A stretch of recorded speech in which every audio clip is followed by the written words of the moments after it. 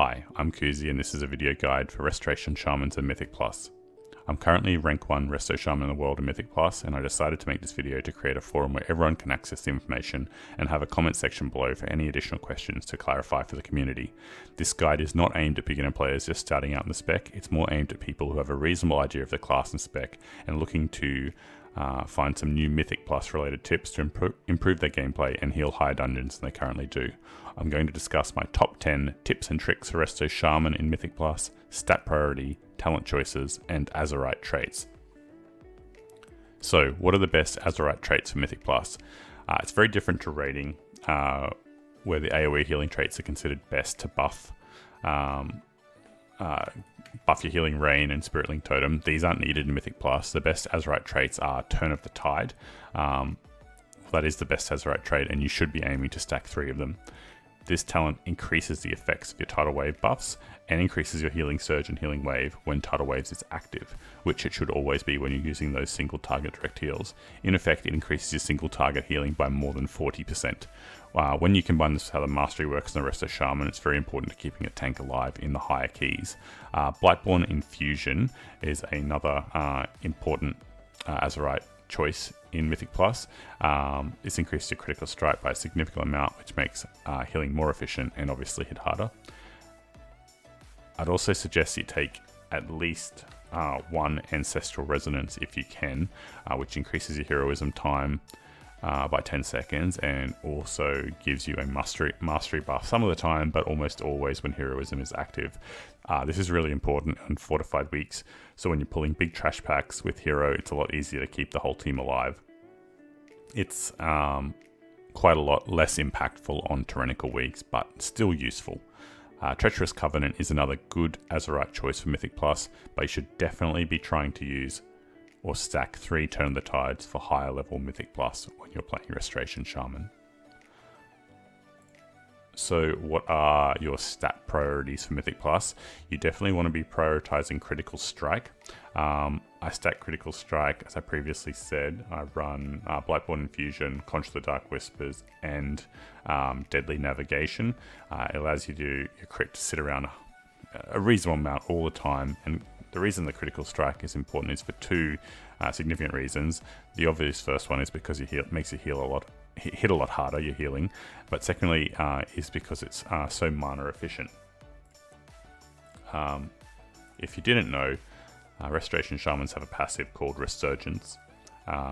This allows us to regenerate mana when we critically strike with our direct healing abilities, and this is key to healing on high tyrannical bosses in Mythic Plus, and I'll discuss a little bit later about how intricate it is with Tidal Waves, buff and Resurgence in the later tips and tricks section. You also want to be running a good amount of versatility and mastery, with versatility being a little bit more important and prioritized. Haste is the least important stat in my opinion, and you don't need a great deal of it in Mythic Plus. On to the talent choices, which is reasonably straightforward, I think. I never change my level 15, level 30, and level 45 talent choices. I always run Unleash Life, Echo of Elements, and Earthgrab Totem.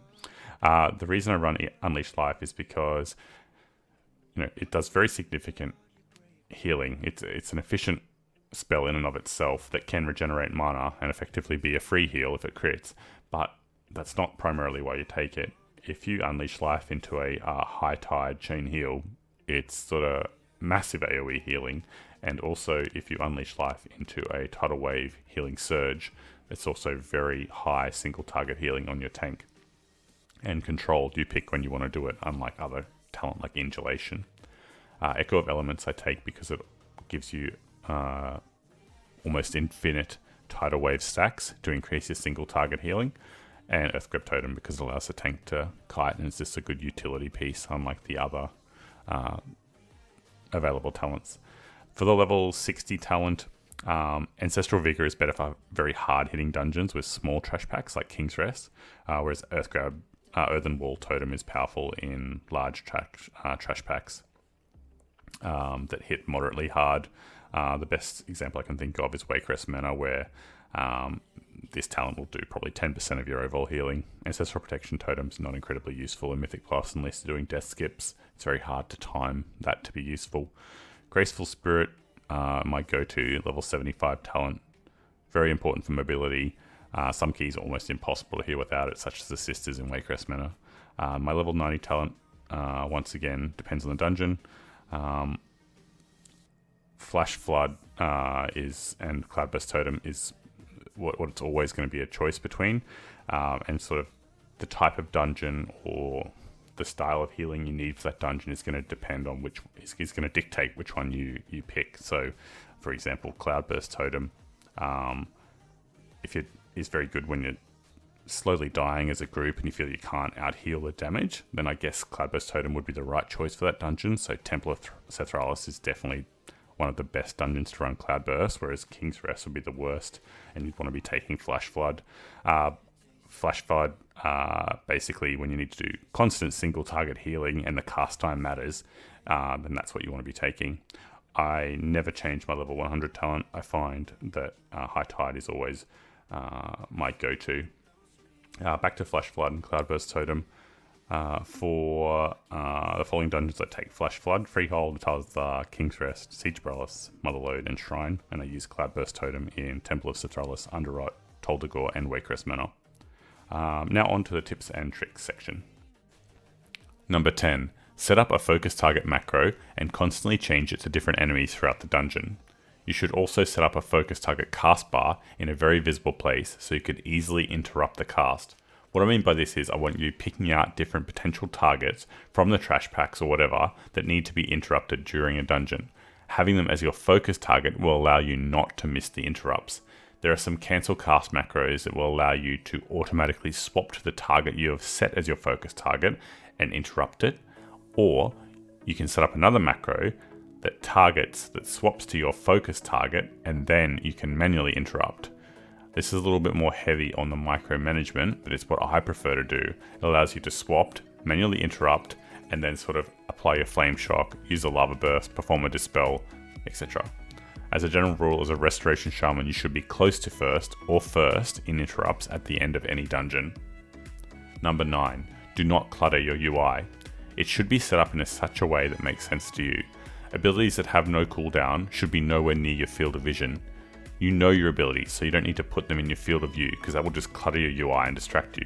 As you can see from my UI, I did it in such a way that made sense to me. Interrupt and Purge on top, followed by my 4 commonly used heals that have a cooldown, then my offensive spells with a cooldown, then my utility spells with a cooldown, and then my healing spells with a cooldown. On the left I've got my defensive spells, along with my shields, potions, healthstones, etc. Having easily accessible information in the right spot is important. You don't need a lot of flashing lights for this, unless that actually helps you. Just because you saw a streamer with lots of flashing lights and a really crazy UI and looked really cool to you, doesn't mean it's actually going to help you, and it probably won't make you any better. Number 8. Set up the appropriate Weakauras. As you can see, there are a few Weakauras that I think are absolutely mandatory. These are Tidal Wave Tracker, Cloudburst Totem Stored Healing Tracker, and High Tide Progress Tracker. I also recommend getting an Interrupt Tracker. There are a few others you can use that might help you, but sort of these are definitely must-have for Mythic Plus to easily track your buffs. Number 7. Use the right heal for the right situation. What I mean by this is Healing Rain has so little value in Mythic Plus unless all 5 players are going to be stacked for 10 seconds. And even then, it might not be the best choice of cast. It costs a lot of mana, and there's very rarely slow ticking damage in Mythic Plus that's going to kill you. I cast it 3 or 4 times a dungeon and often regret casting it. It's basically a waste of mana, and there's going to probably be a better heal. Number 6.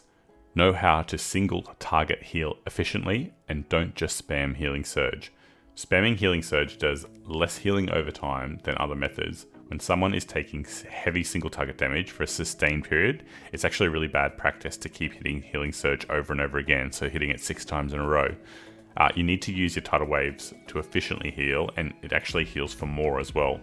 So this is why I take the Echo of Elements talent in level 30. It allows you to almost constantly use Riptide to proc your tidal waves. And if you have no tidal wave stacks and you hit Healing Surge twice, you would actually do less upfront healing and it would be less efficient than using your Riptide and then your Healing Surge. I'm not talking about the heal over time from Riptide, I'm talking about the upfront healing from both of them. So if you calculate it, on average, you'll use 2200 mana less, heal for more, and regenerate 600 extra mana by using Riptide and then Healing Surge, than spamming Healing Surge twice without any stacks of Tidal Waves. I hope that makes sense. It's a little bit complicated, but trust me, don't spam Healing Surge without Tidal Wave stacks. It is very inefficient healing, and you're actually healing for less overall. Number 5, use Spirit Link Totem at the right time. It has a short cooldown for something as powerful as it is. I use it mainly as a tank external to save their life, but don't just save it for the perfect time when the tank's about to die. You need to use it a little bit more often than that. On average, minimum you should be using in a dungeon is sort of 6 times. That's at the very least. And it's one of those abilities you should be planning ahead to use it on very dangerous packs. So, there are often packs in a dungeon that are sort of really easy and you're not going to be needing Spirit Link for 3 minutes. Pop it on the harder pack, because it sort of the chances of you dying if you use that in sort of a situation where even though someone might not die, it sort of saves other cooldowns and healthstones and all that sort of stuff. So, pick the right time to use that. Don't just keep it in there for once a dungeon when someone's about to die, because often then it's too late anyway. So, use that wisely. The other 3-minute cooldown for Restoration Shamans is quite good in raiding. In 20-man raids is Healing Tide Totem, but unfortunately in Mythic Plus it's really bad, and they need to do something about that. But so don't save it, just use it when your group is taking sort of heavy AoE damage and your High Tide isn't active. It's not really a powerful tool, so just use it on cooldown basically. Number 4, use Earth Elemental in consultation with your tank, and also set up a macro to focus your Earth Elemental so you can heal him. So Earth Elemental is a much better tank than your tank in a number of pulls in most dungeons, especially sort of this season with the Reaping Affix. And as such, you should be trying to keep your Earth Elemental alive and putting him as your focus target for that short amount of time where he is alive. You should be healing him like he's your tank, like I said, and sort of pumping a lot of heals into him, so it would not be unreasonable sort of when he dies to have healed him for like 1 million heals over that time. It's important to use him at the start of a pull so he generates aggro, and the aggro doesn't go onto the tank, because it can be quite hard for him to taunt off the tank midway through a pull.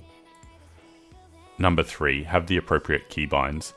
Most dungeons will require you to use all your abilities, and just like your UI should make sense, so should your keybinds. So commonly used abilities such as Healing Wave and Healing Surge, they should be on priority keybinding such as E and R, like things that are very easy for you to hit.